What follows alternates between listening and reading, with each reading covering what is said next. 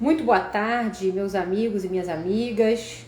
Mais uma quarta-feira, live minha do professor Rafael Lara, de prática trabalhista do trabalho notável. Já vou chamar meu amigo aqui.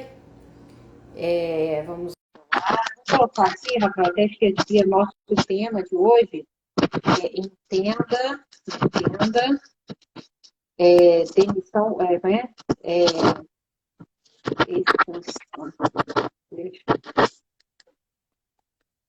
Oi, Carol. E aí, meu filho? Tentando um parangolê aqui. Não, Que deu? E aí, tudo bem? não, De óculos novo? tô indo aqui, peraí, deixa eu só botar aqui a coisa.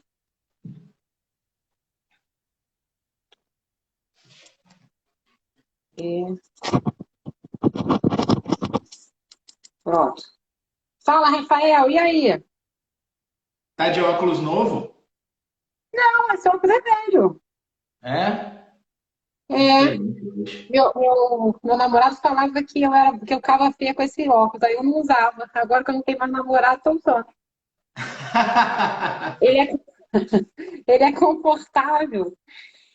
E me fala uma coisa, Tá. você colocou o tema aí? Ah, Quer que eu eu lembrei coloque? assim que era entenda o caso, sei lá. Ah, tá. Botei Colocou, sim. aqui. Pronto. Show. Carol, esse O quê? caso deu o que falar e é engraçado como as pessoas se empolgam nesse momento, né? Com os temas, com os debates, as paixões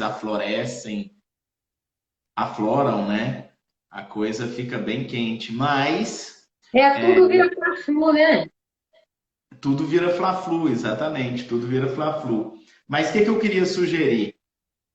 Hum, Que a gente faça uma pequena introdução histórica para o pessoal que vai chegando, lembrando como é que é essa questão de negociação coletiva, de o poder de dispensa do empregador pelo empregado, de a gente trabalhar com isso, para entender por que a coisa chegou nesse ponto, né? Por que a certo. coisa chegou num ponto em a gente dizer que existe, e aí vem a reforma trabalhista. Isso tudo começou no caso Embraer, né? Naquele leading case em que a gente começa a ter uma contestação em que uma dispensa coletiva de muitos trabalhadores, segundo então o Tribunal Superior do Trabalho entendeu à época, demandaria uma negociação coletiva com o sindicato da categoria. E a partir dali começou-se a ter isso como uma verdade, né? Como se esse entendimento do TST como se fosse algo efetivamente positivado e passou-se a ter como senso comum no direito do trabalho brasileiro que a dispensa coletiva ensejaria negociação coletiva. E o curioso, Carol, para a gente já começar essa provocação ninguém nunca definiu o que significa dispensa coletiva. Isso eu acho o máximo, né? É. Isso eu acho o máximo. O que é uma dispensa coletiva? A dispensa coletiva, para você chegar à conclusão de que aquela dispensa é coletiva e que, portanto, precisa de uma negociação, eu levo em consideração a cidade, ou eu levo em consideração aquela comunidade onde aqueles trabalhadores estão envolvidos, ou levo em consideração a quantidade de trabalhadores na empresa. Porque eu penso assim, imagina uma pequena cidade do interior em que tem uma única indústria ou usina que é muito grande e ela concentra ali 30% das vagas de emprego daquela cidade. E de repente, ela vai dispensar todo mundo. Isso vai impactar na existência da cidade, praticamente, né? Isso é É. uma dispensa coletiva. Ou se eu tenho um restaurante, não vou falar restaurante, porque aí a gente entra no ou se eu teria uma pequena indústria, uma pequena metalúrgica que tem 20 empregados e que eu decida dispensar esses meus 20 empregados numa cidade como São Paulo, em que isso significa absolutamente zero para essa cidade. Qual que é o ponto? Isso é uma dispensa coletiva ou isso não é uma dispensa coletiva? mandar todo mundo embora. Ou uma empresa, para finalizar os exemplos, né? Ou uma empresa que tenha 3.000 empregados e, de repente, resolva dispensar 200 empregados. Aquilo não significa muita coisa dentro do número de empregados que a empresa tem. Isso é uma dispensa coletiva, isso não é uma dispensa coletiva. Então o problema começa aí, na falta de conceito, na falta de definição, na falta de critério para estabelecer o que é, de fato, uma dispensa coletiva. E aí eu jogo a bola para ti. Parece que a gente tem um convidado especial nessa live aqui hoje, não é? Carol, ela não se contenta comigo. Ela trouxe 2 convidados especiais. Vai ser incrível, vai ser incrível. Até parece. Não, a gente sempre tenta. Agora que o Instagram nos abriu essa mamata, né? A nossa ideia é justamente, nas nossas lives de quarta-feira, a gente primeiro convidou o Luciano, né? De casa mesmo. Mas o Luciano falou que estava enrolado com as audiências, aí a gente já quis protagonizar, né? Aí chamamos o epicentro da fofoca do tema. Então, eu achei o máximo essa. Eu acho que a gente foi, sinceramente, a primeira live que fizemos em quarteto, porque antes do Instagram anunciar esse troço, a gente tinha feito o que foi no Dia da Mulher. E agora tá ficando comum isso. Mas eu achei o máximo essa funcionalidade do Instagram. E aí a gente pode falar com o professor Otávio, mas eu combinei com ele da gente fazer essa abertura, essa explicação. Acho que esse conceito que você fala, né, essa falta de conceituação, ela é importante, o histórico todo do caso da Embraer, e até não só no TST, mas aí a subida para o próprio Supremo Tribunal Federal, né? O recente desfecho, divulgação dos votos de alguns ministros, e a evolução legislativa também, que acabou esclarecendo, né? Até porque, né, o Rafael, a gente sabe que grande parte, se não, sei lá, 80%, 70% da reforma trabalhista, ela é um verdadeiro diálogo de negação à jurisprudência do TST. E aí a legislação, de fato, passou a dizer que aquilo que a gente não sabe o que é, a dispensa coletiva, ela, na verdade, ela não precisaria da bênção do sindicato para acontecer. E a grande perplexidade desse contexto é que, apesar do texto legislativo, a gente teve uma decisão recente a respeito da churrascaria que acabou negando o texto legislativo e ressuscitando a questão de toda a discussão principiológica em torno disso. Eu não sei, eu acho que a gente pode, eu também não sei, o Rafael, como é que chama a pessoa. Eu estou tentando olhar aqui, eu acho que eu que chamaria, porque eu que estou no trabalho no Otávio agora, né? Mas assim, não está aparecendo nada para mim não, cara, vou te falar. Eu não sei, não. Eu cliquei do lado para chamar a pessoa. Ou ele, o Otávio, pode sair, entrar, eu vi que ele já entrou, e pedir para participar. Deixa eu tentar descobrir aqui, Rafael. Me apareceu uma sinalzinha. Peraí, só um instantinho. Agora eu acho que eu vou conseguir aqui. Peraí. Cadê? Enquanto isso, boa tarde aí para todo mundo que está acompanhando. Boa tarde aí para os notáveis. Boa tarde para todos que estão passando. Estou te achando elegantérrima hoje, viu, Carol? Fala, Calvê. Foi, tudo bem, gente? E aí? Eu fiquei maior, hein, Rafael? Acho super justo. Isso é opressão feminina. Tudo bem? Pronto. Ficou legal, hein? Hoje a nossa live aqui, Calvin, é o seguinte, para a gente fazer uma pequena introdução para todo mundo, e para você, né? Toda quarta-feira, a professora Carol e eu fazemos uma live de prática trabalhista às 17 horas aqui no Instagram. E sempre aqui. E hoje eu falando com a Carol de manhã, falei, gente, Carol, vamos falar sobre o tema, né, da fogo de chão, porque é o que deu, é o que tem para hoje na semana. Ninguém quer falar de mais nenhum outro assunto. Imediatamente a Carol já, ó, professor Calvê, ele, pro ônus e pro bônus, ele virou a referência do tema, né? Pro ônus e pro bônus. Tanto que, coincidentemente, antes da Carol não falar que o professor Calvê vinha, eu até mandei a publicação para ele lá no Instagram para falar assim, ó, quase dizendo assim, ó, dá licença, me desculpa, mas a gente vai tocar no seu assunto, viu? Porque eu nunca recebi, Calvê, eu nunca recebi tanto WhatsApp de empresários com um artigo jurídico como eu recebi o seu comentando da decisão, viu, da Fogo de Chão. Então, assim, foi... E quando ele lançou, no primeiro momento que ele lançou, eu respondi para ele também de imediato. Falei, cara, você acertou a mão aqui.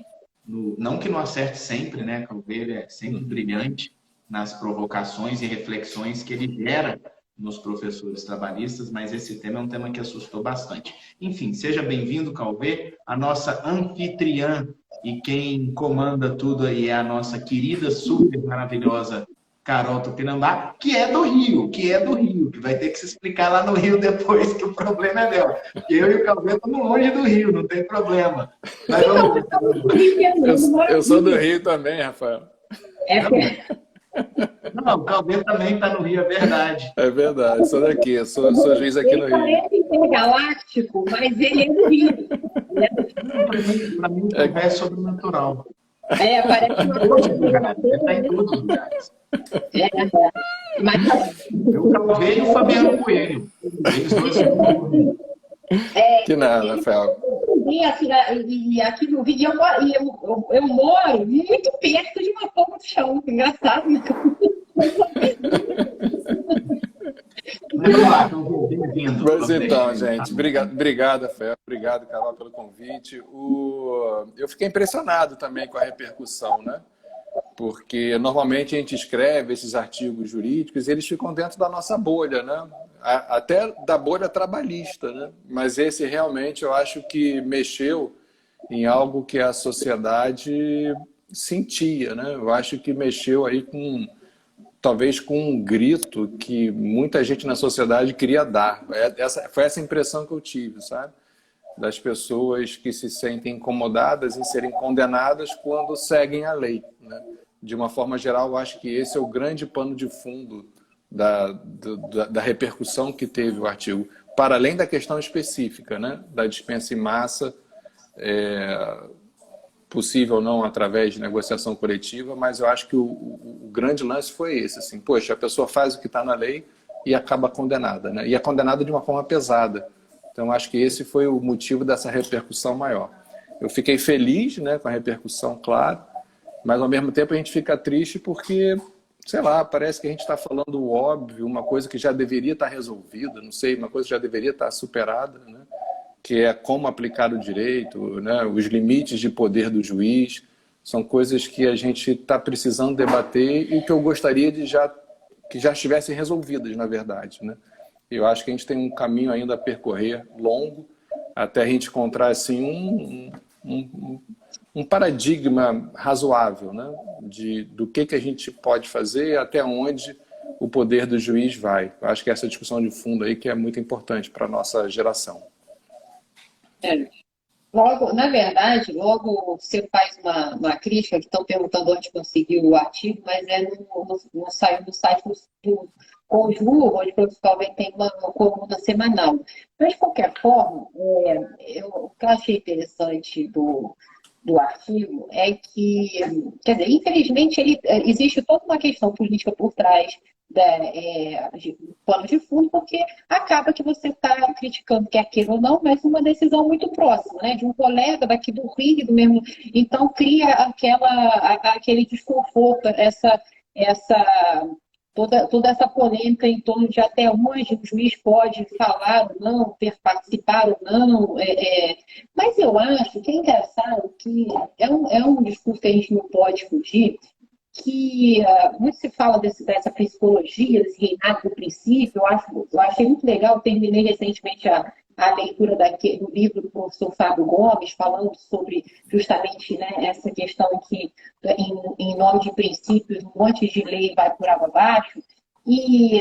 Essa questão toca muito sensivelmente na seara trabalhista. Eu acho, quando eu até escrevi a minha tese no doutorado de processo, falei sobre garantia de processo do trabalho, e aí tentei fazer um panorama sobre os verdadeiros princípios.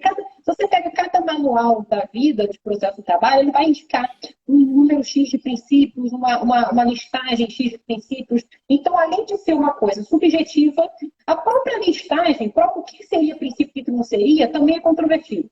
Então, na época, eu tentava fazer um mapeamento de todos os doutrinadores e de tudo que apontam como princípio, que não é princípio, mas eu me lembro, tem um trecho que eu acho interessante, do compromisso que o processo de trabalho, de forma peculiar, teria não só com o equilíbrio de armas processuais, ou seja, né, tanto com a valorização do trabalho humano, mas também como um estímulo à livre iniciativa, porque, afinal de contas, são dois valores que estão no mesmo inciso do artigo 1º da Constituição. A Constituição coloca, né, a gente sempre está falando de processo de trabalho, o que eu acho mais lindo dessa disciplina é justamente isso, você está sempre falando de dois princípios constitucionais. Se a gente pegasse uma doutrina estrangeira, ele ia chamar sempre de hard cases, né? A gente está sempre em contraponto de dois valores constitucionais que estão na mesma ordem de grandeza, inclusive elencados no mesmo dispositivo. Mas, para além dessa necessidade de equilíbrio, de um processo fair, né, que traga, que resgate esse papel da jurisdição, essa questão da estabilidade de ordem social e econômica, desses dois valores que estão em jogo no processo de trabalho, e eu acho, e aí eu li alguns autores na época, principalmente um autor norte-americano, o professor Damasca, que fala muito dessa questão do input e do output do processo, da ideia de que o processo também, né, qual seria, na verdade, quando a gente quer se referir fora do escopo jurídico do processo, o escopo social, o escopo pedagógico do processo, e que isso entraria numa zona meio que de piração, porque não é para os juízes, né, saírem falando que os sentimentos próprios de justiça e ir balizando os comportamentos da sociedade a partir desse sentimento íntimo, que, na verdade, haveria toda uma preocupação, na verdade, normativa para além do processo, que já estaria traçando uma linha comportamental para a sociedade, e a sociedade precisaria justamente isso, dessa segurança jurídica para poder confiar, né, num caminho a seguir, e daí a tomada de decisões ela ter um panorama de alguma previsibilidade, né? E aí o que você começa logo falando, fazendo a crítica à decisão, e até eu nem tinha lido a decisão, confesso que eu li a decisão recentemente, depois que eu li o seu artigo, eu fui ler a decisão. E realmente o que chama mais atenção é esse sentimento individual de justiça. Quando fala, primeiro, olha, mas essa faxinaria tem dinheiro para tudo que é lado, então os trabalhadores não têm, e na verdade, a gente sabe que o novo dispositivo da CLT, ele fere essa sensação de dever do direito de subsistência dessa massa de trabalhadores. Quer dizer, são tantos conceitos subjetivos que realmente você lê. E tem uma hora que você fala assim, se não fosse lindo, seria trágico se não fosse lindo, mas, né, você fica realmente sem ter o que explicar para o cliente, para o empresário, que quer andar segundo a lei, que quer, né, pautar suas decisões num sentimento numa sensação de legalidade, mas que a moral da história é que nem você, cumprindo, você consegue. Então, quer dizer, a gente está num Brasil de que você começa um jogo de futebol e daqui a pouco, você viu uma publicação interessante do Ricardo Amorim falando isso? De que é empreender no Brasil. Você começa um jogo de futebol, daqui a pouco apita, não, o jogo é de basquete, daqui a pouco apita. Então você não sabe. Eu acho que isso que realmente ficou de moral da história, né? Também falando demais. Fala aí, Rafael, não sei. Não, eu quero pegar seu gancho, fazer uma provocação e passar a bola para o nosso convidado, que é deselegante da nossa parte não deixar o convidado falar. O convidado tem que falar para a gente aproveitar dele. Mas hoje eu até comecei a participar de um debate longo em um determinado grupo de WhatsApp, inclusive com o Cauê lá e o pessoal quebrando pau ali. E um grande professor, um grande amigo, um grande magistrado, uma pessoa que inclusive eu admiro muito, não vou citar o nome aqui, porque era uma conversa restrita ao grupo de WhatsApp, ele fez uma provocação muito interessante, Carol.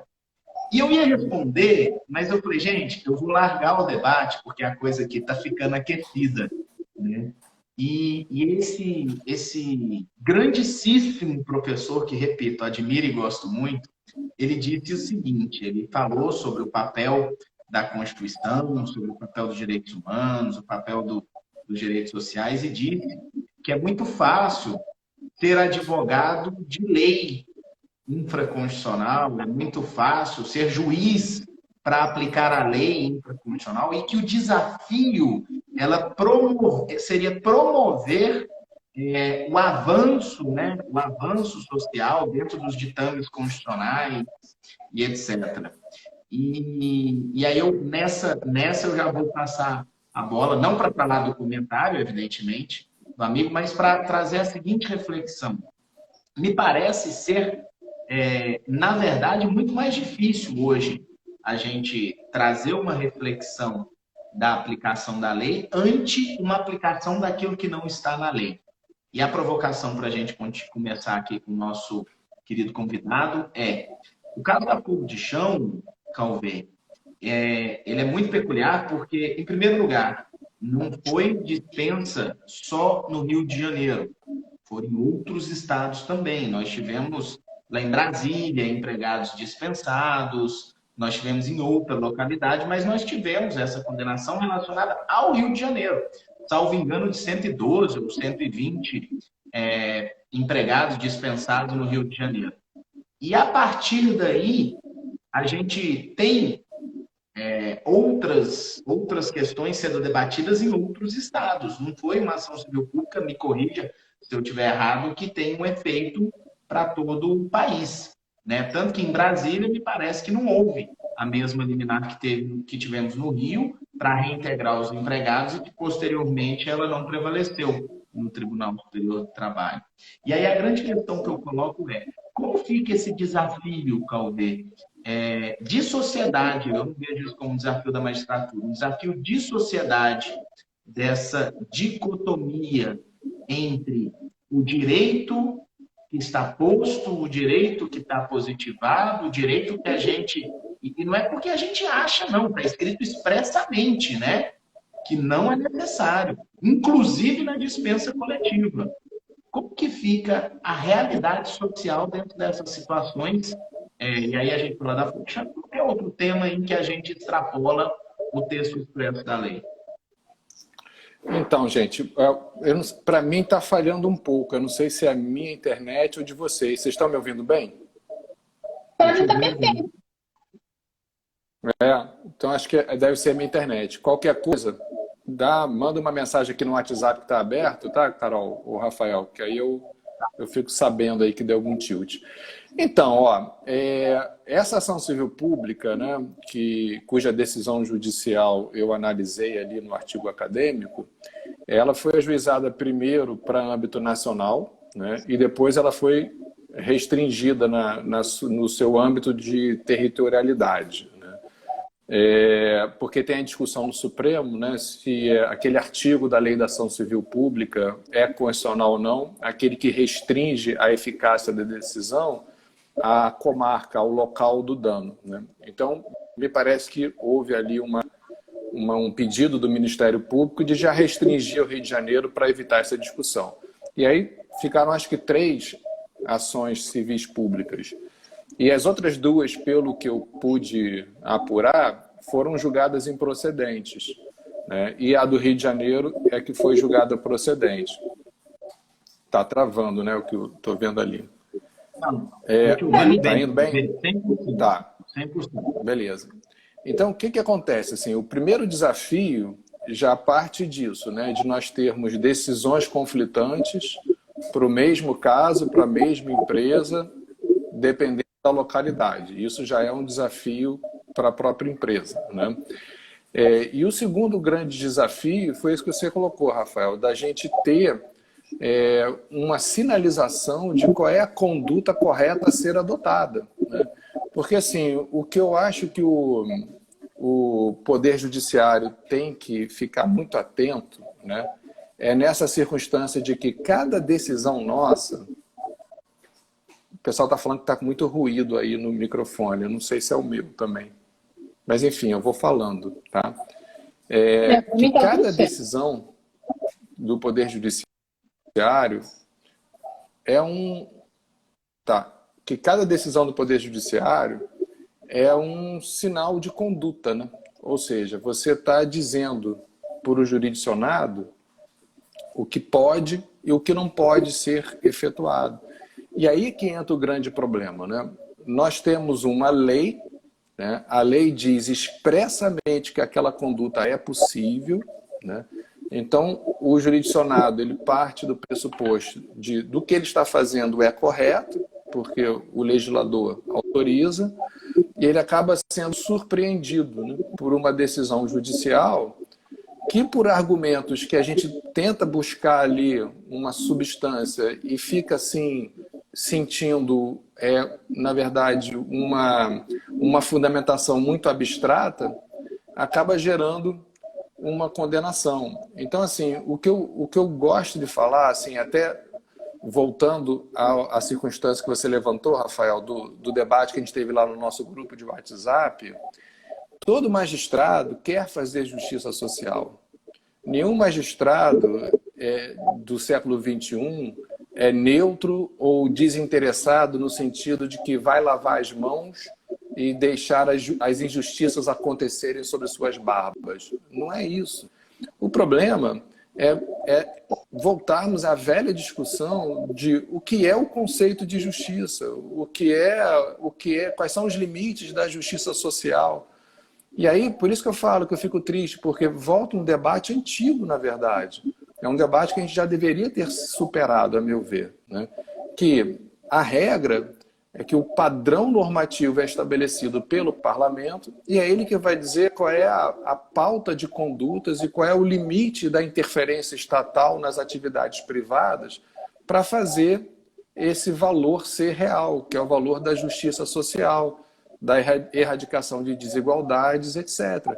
O que não dá para conceber, e a gente está sentindo isso hoje como cidadão, a gente está sentindo isso hoje em vários campos da nossa vida, é que cada juiz possa ter a liberdade de dizer os limites e como implementar a justiça social a seu bel prazer, assim, ao seu caráter subjetivo e individual. É isso que a gente não pode ter, né?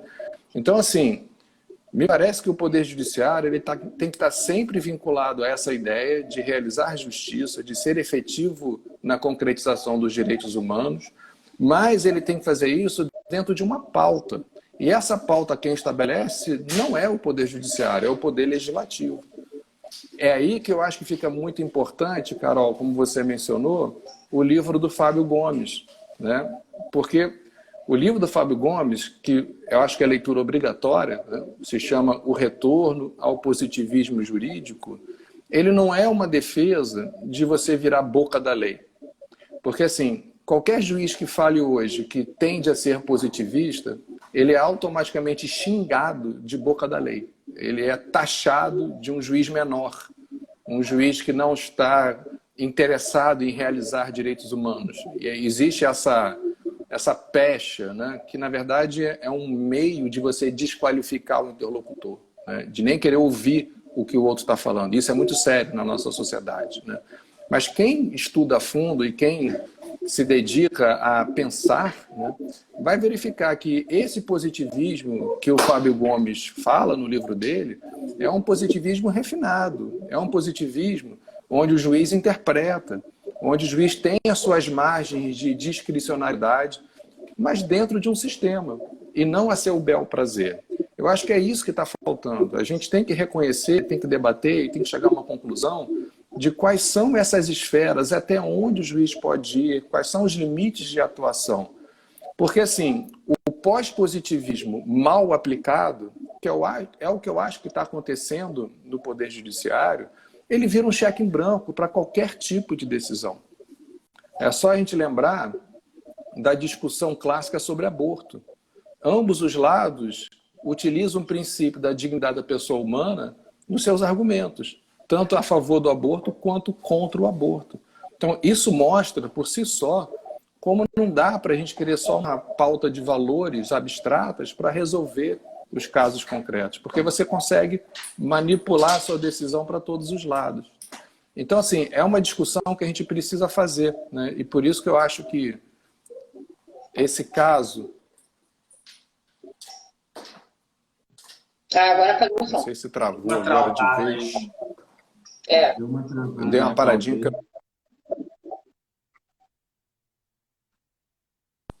Deu uma paradinha, não deu, Rafael?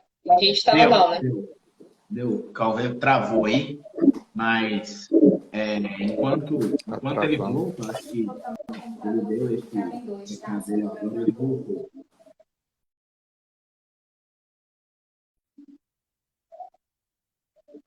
Eu acho que a minha internet está instável. Não, travou, mas você avançou bem. Você só faltou o fecho aqui do que você estava colocando. Agora travou todo mundo para mim, né? Não, para mim eu tô bem. Os dois travaram embaixo, mas eu tô... Para mim tá aparecendo normal, gente. Ó, Calveiro caiu. Agora você tá assim, todo desarrumado. Vamos lá. Então, enquanto o Calveiro volta, Aqui estão perguntando o nome do livro. Posso fazer a propaganda? Porque é o meu livro. Garantia do processo do trabalho. Por favor, Carol. Garantias do processo do trabalho. É o livro da LTR. Você não tem nem, não? Hã? Você não tá ganhou com ele? uma das coisas mais assim, legais que eu já escrevi na minha vida. Eu vou te mandar autografado, você merece. Obrigado. Olha, mas para quem está perguntando aí, gente, a decisão, para vocês entenderem, a decisão é de primeiro grau, é uma condenação ao pagamento de dano moral coletivo em decorrência da dispensa desses 100 e poucos trabalhadores sem a negociação coletiva, e essa condenação foi de 17 milhões de reais de dano moral coletivo. É uma condenação, Carol, ela é tão... todo respeito, mas ela é tão absurda, inclusive em valores, ela é tão absurda, porque, sinceramente, ela ultrapassa qualquer raio razoável. Se ela tivesse sido uma condenação em que os valores estivessem em patamares de razoabilidade, ela não tinha chamado tanta atenção. Não que eu ache que uma condenação pequena fosse devida. Para mim, concordo com a análise, é uma condenação por você cumprir a lei, né? E aí vem esse dano moral coletivo. Mas a grande questão aqui é, quando a gente fala numa condenação de 17 milhões de reais, para mim é muito... o Calveiro voltou aí, coloca ele aí. Para mim é muito, Carol, mas é muito recado político, recado ideológico. Sabe? Não dá para fazer isso com a justiça. Não é esse o papel, né? Então a gente precisa fazer essa reflexão também. Eu estava aproveitando que o juiz da sala saiu e eu estava fazendo outro tipo de crítica aqui, né?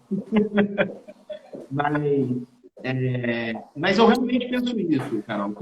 Quando você joga uma coisa tão absurda, porque o valor é absurdo, independente da ratio decidendi ali que chega na condenação, isso é justificável, juridicamente construído ali. Mas aí você vem com essa condenação de 100 e poucos empregados cansados e coloca 17 milhões de reais de condenação, você está dando um recado, você não está ajudando, você está fazendo um outdoor, né? Então, esse tema é lamentável. sob esse aspecto, sob esse ponto de vista. Aí vem, dentro disso que o professor Calvin estava falando, do papel. E aí eu vou expandir aqui, não só o papel do judiciário, eu acho que a gente vai muito além disso, né? Se a gente for analisar o que a gente está vivendo na sociedade, e data máxima, vênia, né? Mas existe sim uma revisão de uma quantidade infinita de atos políticos, de atos administrativos, de atos da sociedade sendo revisados. E você tem municípios do Brasil hoje que quem define a política pública, define a política de saúde pública daquela região, é o magistrado. É o magistrado. É ele que está dizendo se vai ter lockdown ou se não vai. É ele que está dizendo se tem toque de recolher ou se não tem. Isso saindo da mão do prefeito. Aí começa essa intervenção quando o Ministério Público manda uma notificação dizendo: olha, sugiro fazer o lockdown. E se não faz, vem ação. E aí o magistrado determina ou suspende o lockdown. Então é um momento em que a gente precisa entender que nós temos um poder legislativo, nós temos um poder executivo e nós precisamos de um poder judiciário respeitado, forte e coerente para controlar os abusos do poder legislativo e executivo. Mas se o poder judiciário ele extrapolar dentro dessa sua missão de controlar os abusos do legislativo e o executivo, quando o poder judiciário de fato precisar fazer isso, nós vamos ter um descrédito perante a sociedade. E isso me preocupa muito, porque a gente precisa desse equilíbrio entre os poderes. Também não só isso, mas de fato o judiciário, com todo respeito, não tem nem legitimidade democrática, né? Se a Constituição fala que o poder emana do povo, e o judiciário não é eleito, a forma que o povo tem de interagir e de legitimar as decisões através do contraditório participativo, da influência e tudo, mas jamais de um judiciário que vista, né, um corpo de legislador e decida ao contrário de determinação literal de lei. Eu vi aqui um colega nosso falando assim: mas o magistrado não pode ser tão frio e tão, sei lá, tão frio, tão calculista, mas tão literal. Não é questão de ser literal. Quando a lei, né, eu acho que a justiça ela tem uma função pragmática e uma função programática. Então, a pragmática você resolveu o que se coloca ali. E o programático é aquela consciência que o Calvin falou, quer dizer, toda decisão é uma sementinha de como a sociedade deve se comportar, né? De normatização. Cada sentença guarda em si isso. E aí, sem essa consciência desse papel pragmático de resolver ali e do papel programático de você estampar aquela decisão para a sociedade, você cria realmente, se você não observar a letra da lei, uma confusão entre os papéis dos poderes muito grande, né? Quer dizer, o Rafael estava falando dessa questão, 12 milhões, agora falando do ponto de vista prático, né? Essa decisão, ela parece bem evidente que ela tem um prazo de duração, ela vai ser reformada pelo tribunal. Hoje a gente tem, eu acho que ela vai servir na pior das hipóteses para dar um susto, né? Para fazer ressurgir essa discussão, que é uma discussão tosca, uma discussão selvagem, né? Na época do selvageria, mas que cada vez mais a gente vê que é preciso tê-la. Mas eu acho que não tem como se criar uma decisão dessa no estado que a gente chegou atualmente. Eu não sei se vocês concordam, se vocês acham que tem alguma chance, sei lá, se tem motivos para o réu do processo, no caso, se preocupar. Eu acho que não. Né? Porque 12 milhões, eu acho que nem se vender todo o fogo de chão da vida, né? Todo o gado no Brasil, eu não sei, eu vou responder como advogado. Eu já vi sequências de distribuições recursais e se esse réu aí ele pega a mesma sequência de distribuição recursal, ele pode se preocupar sim, porque a verdade é que conforme a distribuição vai subindo, a coisa vai ficando feia. Mas como no caso a gente tem já a vinculação, porque já foi apreciado, eu acho que a chance de haver a reversão é muito grande. Mas o pensamento que eu quero jogar aqui agora para a mesa para vocês é outro, de uma forma mais pragmática do ponto de vista jurídica, né?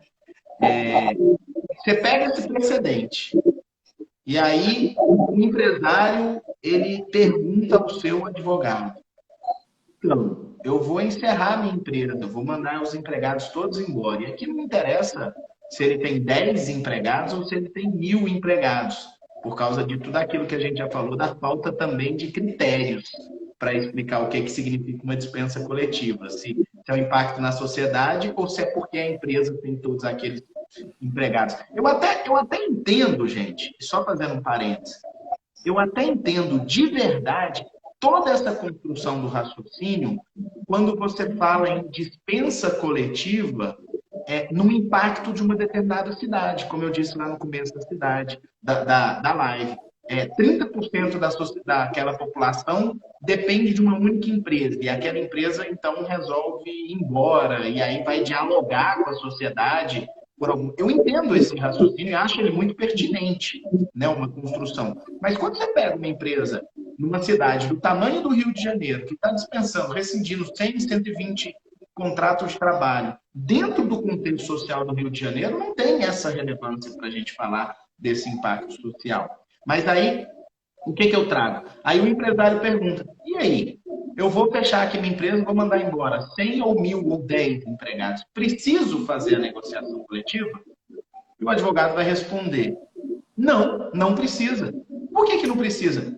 Porque na lei está escrito que não precisa. E a fogo de chão? Não, veja bem, né? Veja bem. Tem risco. Ele falou: não, doutor, então vamos fazer. E olha o que a gente começa, por causa de uma decisão, uma repercussão desse tamanho, a influenciar na atividade prática do dia a dia. Então, por isso que eu vinha falando que o valor ele é grande o suficiente para ganhar essa mídia, isso é proposital. E para as pessoas não terem coragem de dispensar um número grande de colaboradores sem fazer uma negociação coletiva, o que não tem nenhum sentido. Data máxima velha, pós-reforma trabalhista. Para mim não tinha antes, mas agora a coisa fica consolidada depois da reforma, com previsão expressa de desnecessidade. Mas como que a gente fica perante essa necessidade de termos o que a gente sempre diz, segurança jurídica? Eu costumo dizer o seguinte: a lei ela pode ser pesada o tanto que for, mas a gente tem que ter uma referência do que cumprir.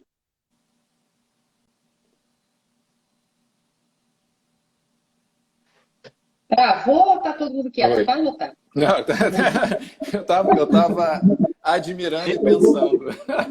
O sol está entrando na minha janela, eu vou ali fechar a minha persiana. Tá. Eu acho o seguinte, eu acho que o problema que a gente está identificando é esse, né? Qual é o recado que a gente passa para a sociedade, né? Como é que a sociedade deve agir, né? Eu acho o seguinte: outro dia eu li um artigo de um advogado aqui do Rio de Janeiro, muito amigo meu, o Ligue, e ele colocou um argumento que eu achei muito legal. De fato, a lei não obriga, né?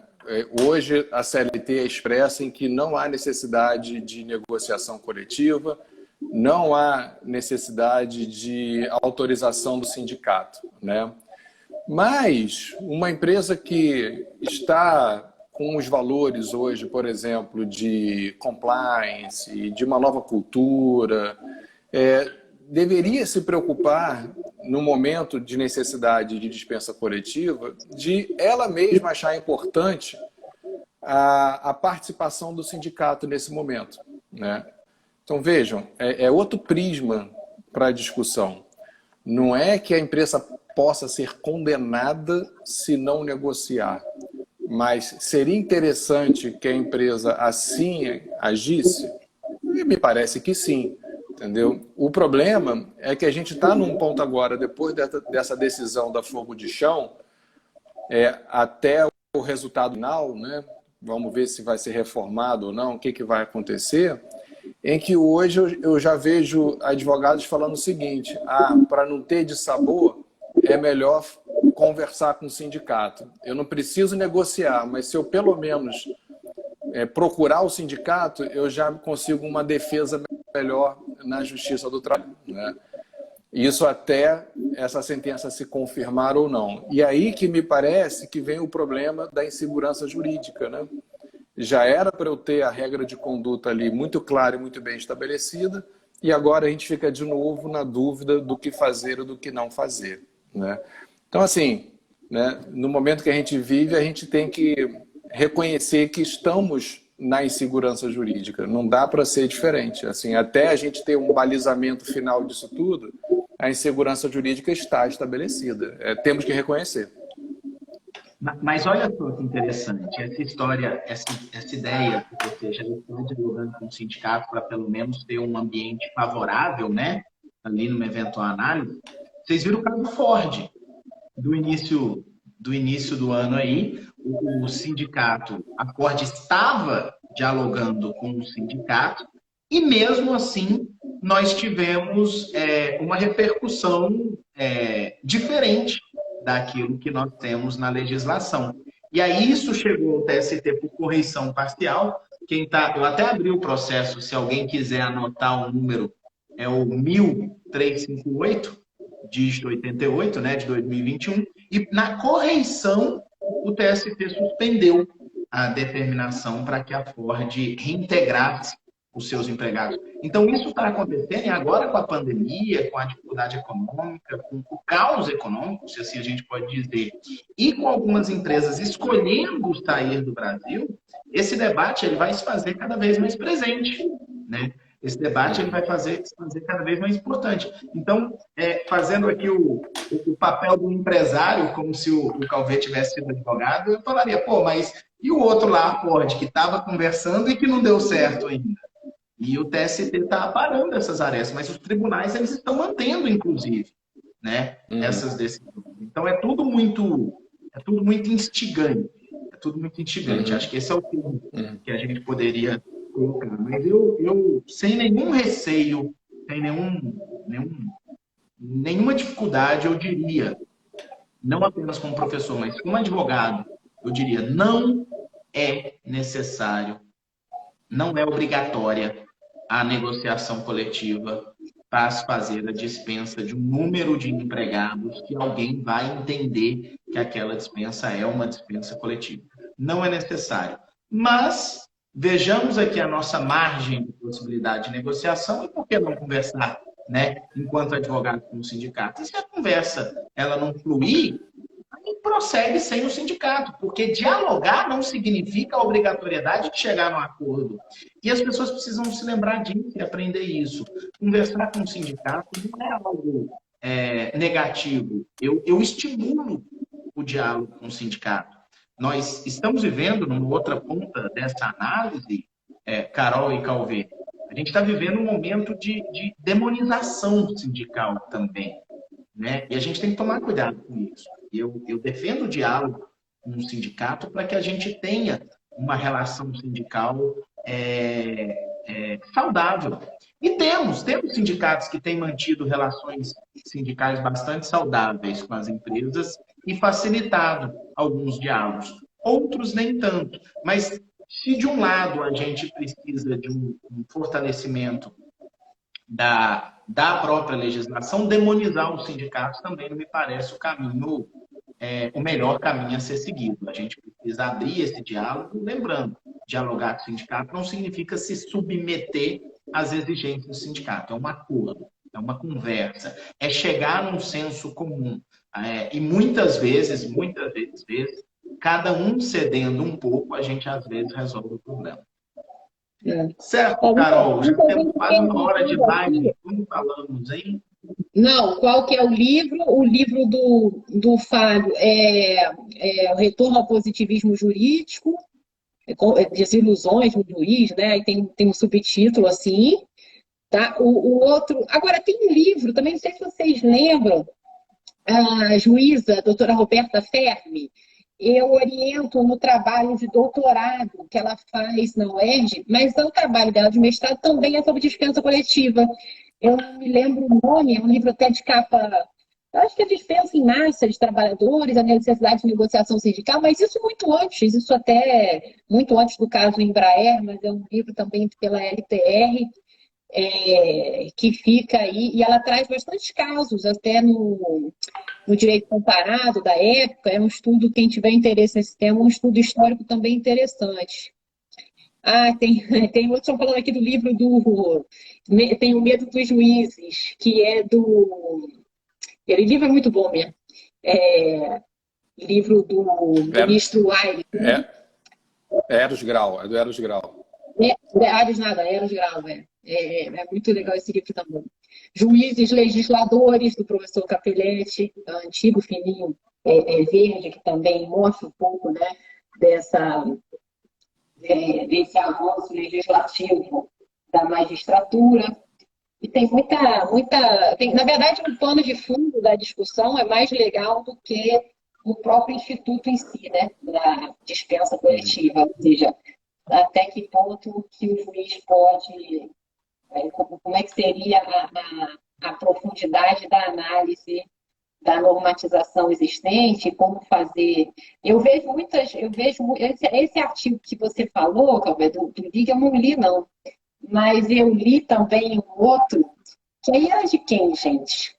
Trazendo a história, aí também era nesses grupos da vida, falando que a grande questão, que eu acho que isso marcou muito, né? Era o pagamento das verbas rescisórias, que poderia, porque na verdade me parece, isso eu não sei do caso direito, mas parece que a churrascaria quis imputar ao Estado o dever de pagamento de verba rescisória, né? E que ali que teria começado tudo errado, porque eles queriam pela tese do fato do príncipe. Foi isso que aconteceu? A sentença fala sobre isso. Eles tentaram o fato do príncipe, depois viram que estavam errados, aí complementaram o pagamento das verbas rescisórias. Mas aí, né? Houve o pagamento. Houve. Pelo que a sentença narra, sim. No curso do processo. Para a gente encerrar, que a gente está aqui caminhando, vamos encerrar falando do tema, né, da dispensa coletiva no Supremo Tribunal Federal. Afinal de contas, quem sabe agora o tema anda, ele ia ser julgado, nós já temos 2 votos, inclusive tem um voto do Alexandre Moraes, e o voto do Marco Aurélio, rapaz. Eu pensei que o Marco Aurélio viria com um voto diferente. Confesso que me surpreendeu o voto do ministro Marco Aurélio dizendo que não é injusto. E travou. Tá ouvindo? Tá me ouvindo, Carol?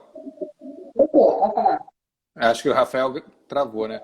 Então, eu acho que tem que acompanhar esse julgamento supremo, óbvio, né? E fica também um alerta aí ao pessoal, né?